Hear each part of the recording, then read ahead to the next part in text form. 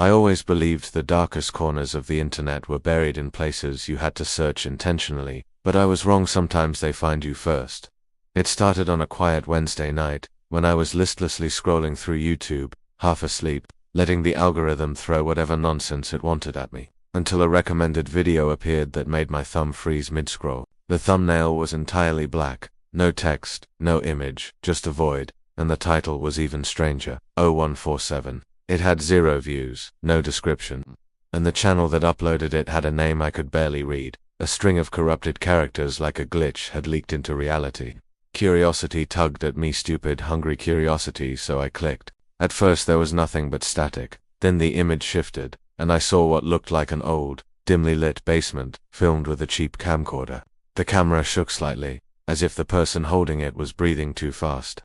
A whispering sound leaked through the speakers, but the words were impossible to decipher. I leaned closer, listening, and that was when a figure stepped slowly into frame, tall and thin with its face blurred like the camera refused to focus on it. The whispering grew louder, turning into distorted syllables that sounded almost like they were being spoken backward. The figure raised its hand toward the camera, and the video abruptly ended. Confused and unsettled, I clicked on the channel.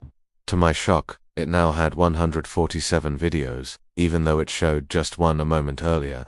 Every video thumbnail was the same black void, and every title was a number, each descending by 1, 0146, 145, 0144. I clicked the next one. It showed the same basement, same whispering, but the figure was closer. This time its hand nearly touched the lens, and I noticed something chilling. Its arm was impossibly long, joints bending the wrong way, like a puppet controlled by a trembling, invisible hand.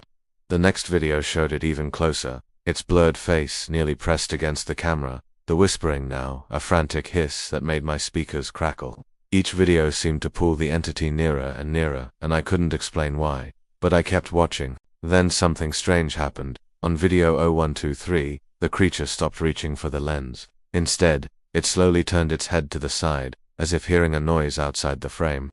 The camera followed its gaze, panning shakily to a wooden door at the edge of the room, the only exit. The whispering stopped. Silence filled the audio, thick and suffocating. Then the door creaked open. A dim hallway appeared, lined with peeling wallpaper and flickering bulbs. The camera operator stepped through the doorway, their breathing now louder than before, and the creature followed, its limbs scraping the floor. Every video became footage of someone walking further and further through an endless maze of hallways, staircases, and abandoned rooms, as if navigating a decaying building that stretched beyond physical logic. The deeper they went, the more distorted the audio became, sometimes laughter, sometimes screaming, sometimes a sound like hundreds of nails tapping in perfect rhythm. And yet, despite the horror, I couldn't look away. I watched for nearly 2 hours straight until I reached video 0091, where suddenly something changed. The camera pointed at a screen, my YouTube homepage, perfectly mirrored, showing my recommended videos. My breath caught. The camera scrolled and highlighted a channel, my channel. Then it clicked on my recent uploads. Then on my profile info. How did the video know who I was? I scrambled to pause it, but the timestamp kept moving. The camera zoomed in on my username as if memorizing it, and the distorted whispering began shaping into words that sounded horrifyingly like my name. I slammed my laptop shut and tried to laugh it off as some creepy ARG or elaborate prank. But that night, I couldn't sleep. Every shadow looked like it wanted to reach out for me. At 3:17 a.m., I received a notification on my phone, new subscriber, 0148. The name made my skin crawl. I hadn't mentioned the videos to anyone. How did they find me? Against every ounce of sanity, I tapped the notification. It led to the same corrupted channel. Only this time, one more video had appeared, 0148. The thumbnail wasn't black anymore. It showed a grainy still image of my bedroom. My blood turned to ice. I tapped it. The video began with shaky cam footage of someone standing at the foot of my bed filming me as I slept. The whispering was deafening, a horrible layered chant. My sleeping self turned slightly, unaware of the nightmare hovering over me. I felt tears burn my eyes as the figure from the basement stepped into frame, looming behind the cameraman. It leaned over my sleeping body, its blurred face inches from mine. The video zoomed in slowly until the screen was filled entirely by distortion, like a swirl of corrupted pixels. Then the whispering stopped. Silence. The camera turned toward the bedroom door. Slowly, painfully, slowly. On the screen, I watched the doorknob turn. My heart pounded so hard I could barely breathe.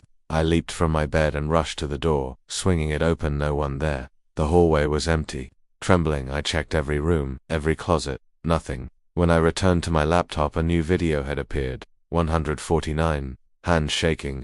I clicked it. The footage showed me staring directly at the camera, but it wasn't me recording it. The video version of me whispered the same distorted chant I had heard earlier. Then, in a voice perfectly clear, perfectly human, perfectly mine, it said, "Stop watching." The screen went black. I tried to exit the page, but the tab wouldn't close.